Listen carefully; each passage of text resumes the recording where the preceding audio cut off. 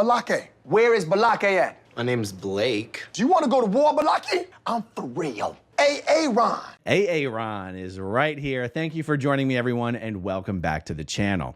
So I said that I would do updates on the Paul Haggis trial as media reports came in. And this week, we did have a pretty big update, and that is that Leah Remini testified in this case a few days ago. By the way, we've got a tropical storm blowing through. I don't know if you can hear that. I live in the Tampa Bay area, but anyway, I'll try not to let that be too much of a distraction. So when Leah Remini testified this week, we're going to discuss what she testified to, but I want to start by mentioning what she was not allowed to testify to. Mike Rinder mentioned this in the interview that I did with him a few days ago.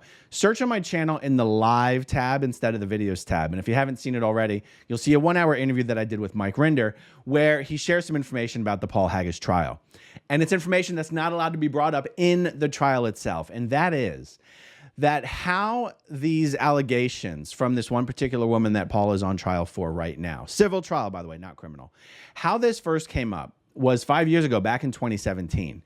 Haley Breest, who's the woman that's suing Paul, Haley Breest sent Paul Haggis a letter from a lawyer saying that she was going to go public with these accusations if he did not give her $9 million. Now, in response to this letter, Paul went directly to the district attorney and said he was being blackmailed and he thought that this was a criminal matter. And the district attorney said, actually, if the request or the letter or the demand or whatever is coming from an attorney, it's not legally blackmail. And so therefore your only recourse is in the civil arena. And so that's what Paul Haggis did. Paul Haggis sued Haley Breest for blackmail, extortion, intentional infliction of emotional distress, whatever it was. I'm not even making a specific claim as to what the lawsuit was about.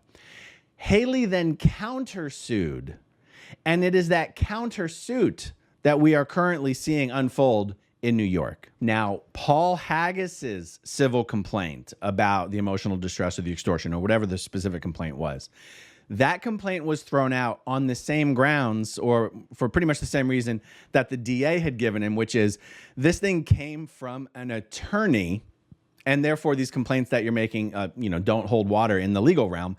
Because that complaint was thrown out, it is not allowed to be brought up in the current action. So Paul's defense, part of the defense strategy cannot be, hey, everyone, this lawsuit is a result of me refusing to give her $9 million. And by the way, in response to the extortion attempt, those are my words, not Paul's. In response to the extortion attempt, I didn't run, I didn't hide, I didn't cave, I didn't pay. I went to law enforcement. And when I was told my only recourse was to sue her, I sued her. The only reason anyone knows anything about this at all is because I sued her. Now, is this definitive evidence of guilt or innocence? No, of course not. But it certainly is circumstantial. And guys, I want you to let me know what you think about this. Because in my mind, the way I think about this, the fact that Paul's response was to go to law enforcement, to refuse to cave, to refuse to pay, to actually sue Haley. To me, that's a point in his favor.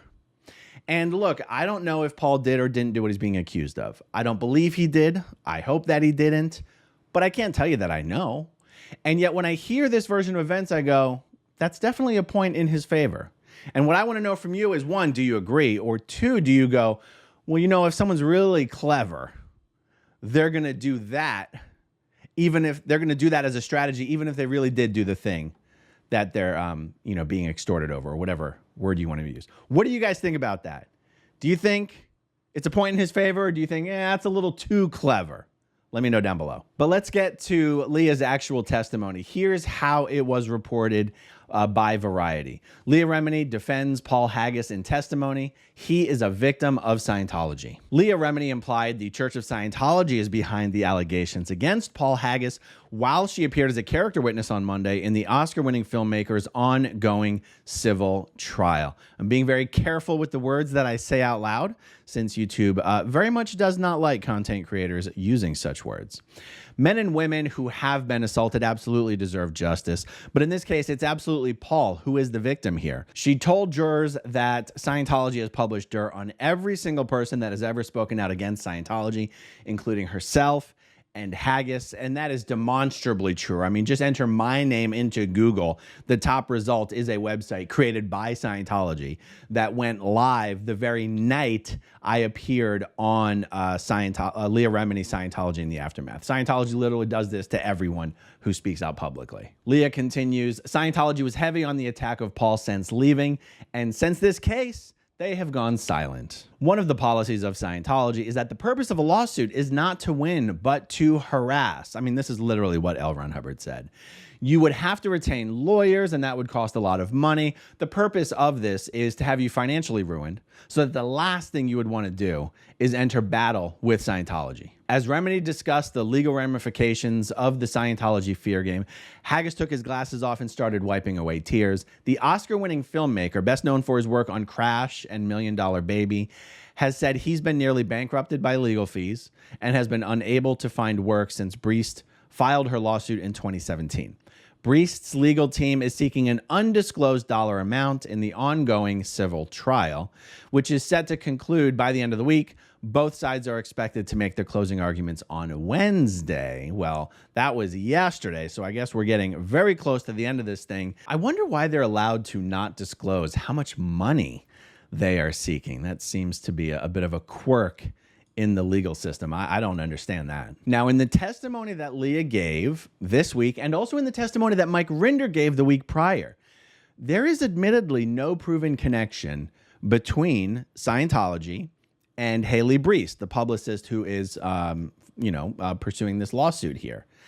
Neither is there any proven connection between Scientology and any of the 3 Jane Does who testified in this case as witnesses that they too have had undesirable interactions with Paul Haggis of a similar nature to what's being addressed in the lawsuit. And the only reason any of this testimony about Scientology policy and practices and fair game and the lengths that Scientology will go to destroy former members who are critics, the only reason any of this information is admissible in this case at all is because the judge specifically ruled that such information and such arguments could be introduced and made in this case. And I remember when I first heard about it, I was quite surprised.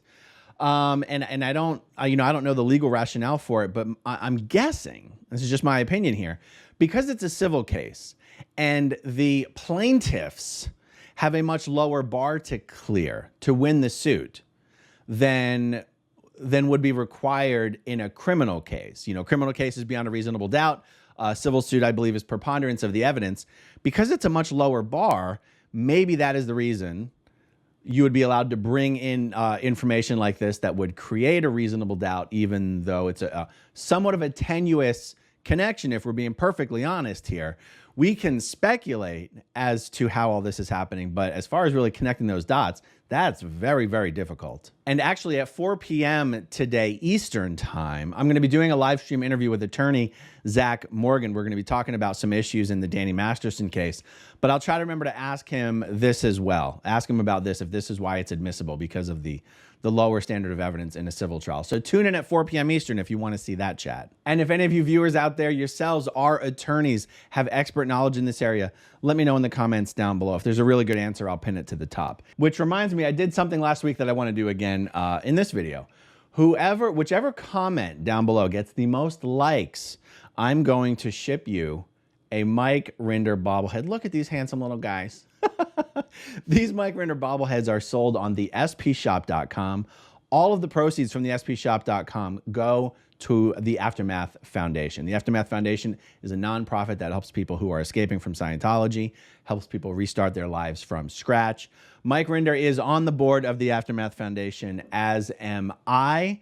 So go over there, get your bobbleheads, but comment down below, and maybe you'll get one for free. And last thing before I sign off, quick viewer poll. If I have a few short things that I want to discuss, would you rather see 3 or multiple short videos in a day, or would you rather see one video with very obvious chapter breaks for the different chapters? I'm curious to know what you guys think.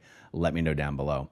All right, everyone, that's all I've got for now. Thank you for watching and listening. Thank you to everyone who watches until the very end, and I'll talk to you soon. Okay, if you want to see my rock and roll songs, click right on this guitar.